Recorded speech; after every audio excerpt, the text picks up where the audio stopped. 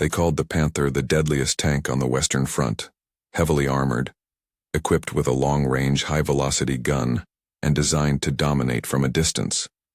Yet in mid-September 1944, 58 of those Panthers, concentrated under General Müller to strike at General George S. Patton's exposed right flank, walked into a kind of trap the Germans had not planned for. What happened next would expose a fatal flaw. The best technical platform in isolation could be rendered ineffective by a combination of weather, mobility, coordination, and the industrial muscle behind an opposing force. On September 18, 1944, the map of Lorraine looked like a story of two different wars colliding. Patton's armored spearheads were stretched thin, pushing a shallow but fast wedge into enemy lines. Against that exposed edge, General Müller assembled the 113th Panzer Brigade, 58 Panthers concentrated to strike a decisive blow. The Germans expected the Panthers to find, fix, and destroy Patton's spearheads in detail. Long sight lines, powerful guns, and sloped armor would allow them to engage at ranges where they could choose the fight.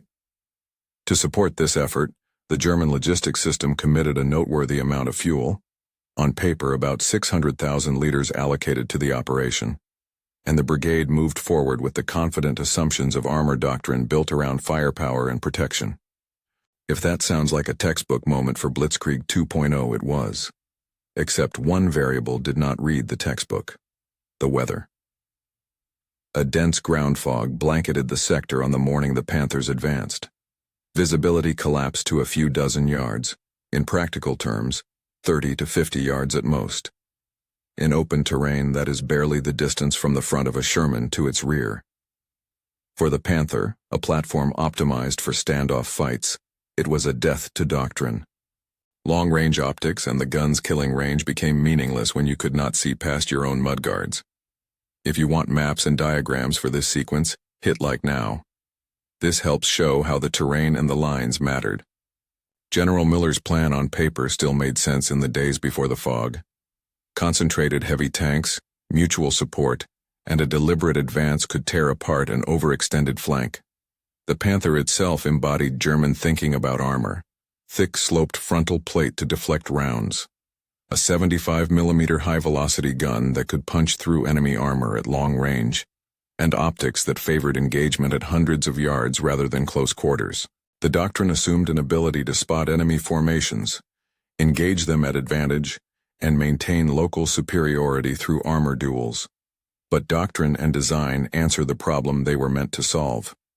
When visibility is measured in tens of yards, the problem changes.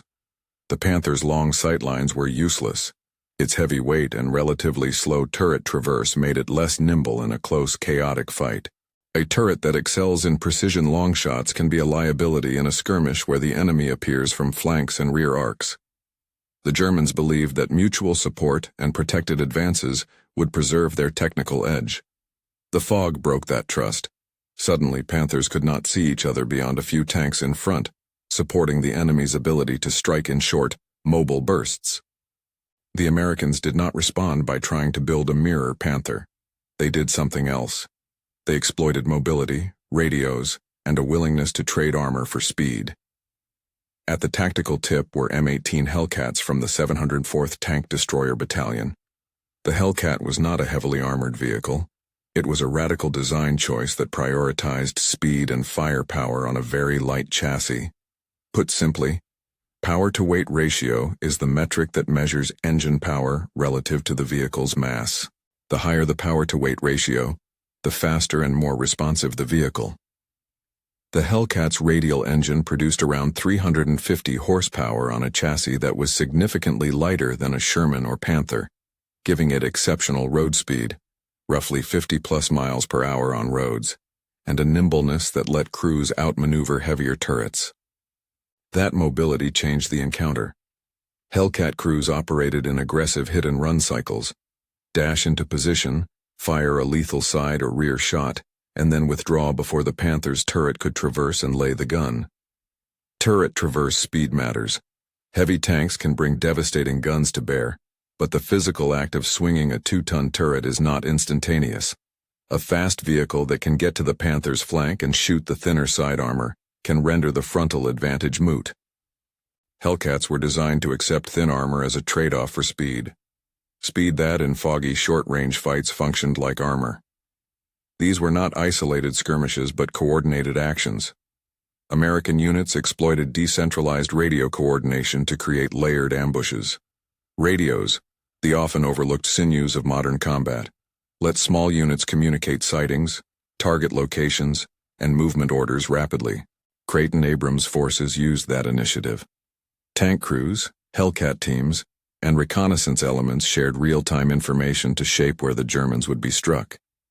In practice, that meant a Panther column running into a pattern of fleeting contacts.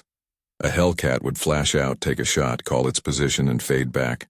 Another American element would then hit the same sector from a slightly different axis. These cycles of engagement multiplied, turning the fog into an ally for the defenders rather than a shield for attackers. Then, while German tanks were being harried and isolated, American artillery delivered a decisive layer of coordinated fire. The artillery tactic used was time on target. That term describes a method in which different batteries fire at different times, so their shells, despite varying trajectories and launch points, land simultaneously on a single designated area. The technique demands precise fire direction control, accurate timing, and centralized calculation from a fire direction center, FDC, which computes the necessary delays and firing sequences so that shells from multiple distances and trajectories all arrive at the same instant. The result is a single, overwhelming moment of impact, rather than a trickle of incoming rounds. To accompany the artillery, Piper Cub spotter planes and forward observers provided the eyes to very accurately define where the barrage should fall. When the first shells began to arrive en masse, the effect was catastrophic for exposed infantry and any crews riding on tanks or stowed ammunition. Airbursts shredded exposed positions, antennas, and radio arrays. The sudden, simultaneous loss of infantry screens around tanks left German vehicles increasingly isolated. A tank without infantry nearby is blind to the small, fast threats that prowled in fog-filled hedgerows and crossroads. Radios that remained intact suddenly found their signal chains disrupted by shock, confusion, and damaged relay points. A Panther could be technically superior in armor and gun, but without infantry, without clear comms, and without the ability to see the enemy, it was immobilized by its own strengths. The combined effect of mobile anti-tank hits and time-on-target artillery was not just physical attrition. It broke the cohesion that heavy armor doctrine relied upon. Panthers forced to fight on their own terms lost the advantage. Mechanical failures and logistical strains compounded the tactical problems. In the chaos, many tanks stalled with engine trouble, were immobilized by damaged tracks, or simply ran low on fuel after aggressive maneuvering in the fog. The German recovery chain, the system that would tow, repair, and return a tank to the fight, could not keep pace in that environment. Recovery vehicles need access, time, and security to retrieve disabled armor. All three were in short supply under American harassment. By contrast, the American logistical system, improvised and industrial, provided resilience. Repair crews, forward maintenance sections, and a steady pipeline of spare parts and replacements allowed Shermans knocked out in one day to be repaired and returned in remarkably short order. The United States' industrial scale meant that the raw flow of replacement vehicles and parts was a strategic weapon in itself. The distinction here is critical. Winning at the tactical level requires more than isolated battlefield performance. It requires a system that can absorb losses and regenerate combat power. In the days following the engagement, the arithmetic told a stark story. The brigade that began with 58 Panthers would be reduced in operational strength to only a handful.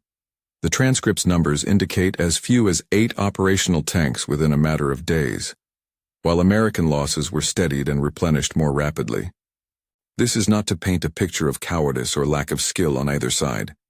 Panthers fought hard. Crews were trained and courageous. What unfolded was an illustration of system-level advantages trumping platform excellence. The Panther was superb at what it was designed to do. The problem was that the fight it encountered was not the fight it had been designed to win. Environmental conditions and an opponent emphasizing speed, flexibility, and coordinated fires negated the Panther's advantages. The Germans had expected a set of engagements where superior range and protection would decide exchanges. Instead, they received mobility, coordinated ambushes, and synchronized artillery delivered in a dense stew of fog and confusion. There are several technical details here that clarify why mobility and coordination mattered so much. Power-to-weight ratio, mentioned earlier, is a simple but revealing number. It expresses how much horsepower is available per ton of vehicle mass. A higher power-to-weight ratio means quicker acceleration, faster road speeds, and generally better responsiveness in tactical maneuvers. The Hellcat's design intentionally sought a high power-to-weight ratio to do one thing well: go fast and get into positions where its gun could be effective before a heavier enemy could respond. Turret traverse speed and gun aiming time are other mechanics that favor mobility in close-range engagements. Heavy turrets take time to swing. They are powerful when they can be positioned properly, but that time lag is exploitable when enemies appear from new angles. Finally, time-on-target artillery is a force multiplier because it concentrates destructive power at a single moment, overwhelming defenses that might survive a prolonged but staggered shelling. What followed the battle is as important as the firefights themselves. Mechanical abandonment became an image repeated across the German column. Fuel shortages, busted gear, and the absence of effective recovery left many Panthers stranded. Where German crews abandoned tanks, American recovery teams and the broader replacement pipeline meant damaged Shermans could be patched and returned more quickly. In philosophical terms, one side fought with the superiority of a platform, the other fought with the superiority of a system. Systems include not just tanks and guns, but fuel convoys, repair shops, radio relay networks, forward maintenance units, and factories that could build replacements. The German tactical gamble, concentrating modern tanks for a sharp blow, was not, in itself, an unsound idea. When one variable changes, however, the payoff of that gamble shifts dramatically. The collapse of the 113th Panzer Brigade's combat effectiveness did not occur because the tanks were inferior in engineering. It occurred because the environment and the opponent's doctrine exposed vulnerabilities that the Germans could not patch in the field. Panthers found themselves isolated without infantry support, subject to timed artillery, and harried by fast, coordinated tank destroyers. The net result was a rapid attrition of operational capability. Dozens of vehicles knocked out, many abandoned, and only a small fraction still fighting within days. This is the tactical accounting that the numbers suggest: 58 down to roughly 8 operational tanks in a short time frame, with American forces able to replace losses and return to operational tempo more quickly. That set of outcomes feeds into a broader military lesson that persists beyond this single episode. Technical excellence in a weapon system is only part of the equation. Firepower and armor matter, but only to the extent that the system that supports them, logistics, recovery, communication, and combined arms coordination, can exploit or sustain their advantages. The Allied answer in this engagement combined mobility, decentralized initiative, precise artillery, and an industrial base that could absorb losses without collapsing. The Germans answered with localized technical superiority that, when isolated, could be neutralized by clever tactics and a resilient support structure. We should be careful, however, not to overstate a single battle's strategic weight. This episode did not, on its own, decide the outcome of the war.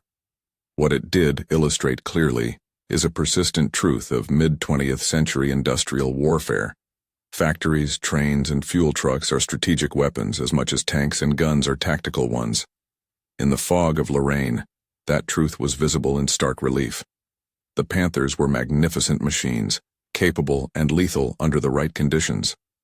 But war is rarely fought in ideal conditions. When the weather turned, when radios and mobile doctrine shaped the battlefield, and when artillery could land on time in a single, devastating pulse, the Panthers' advantages were neutralized. Even the psychological dimensions of the battle speak to systems. An armored formation that expects mutual support and steady communications will perform very differently when those elements are stripped away. The shock of simultaneous artillery and the sight of vehicles being harried from unseen flanks break cohesion. Crews make decisions to abandon equipment they might otherwise have fought to save. That abandonment is not an indication of moral failing. It is an illustration of how tactical choices are constrained by logistics and tempo. The side with the ability to keep its slices of the machine running, to refuel, repair, and rearm quickly, will outlast the one that cannot. In the end, the fog in Lorraine did not change the physics of armor and ballistics. It changed the geometry of the fight. It narrowed ranges, increased the value of speed, and amplified the effect of synchronized artillery. General Müller's Panthers faced an opponent that refused to accept a conventional duel. Instead, American forces redirected the terms of combat toward what they could do best: move fast, coordinate through radios, and call down concentrated fires at an exact moment. The result was not a simple case of better soldiers defeating lesser ones. It was a system-level mismatch.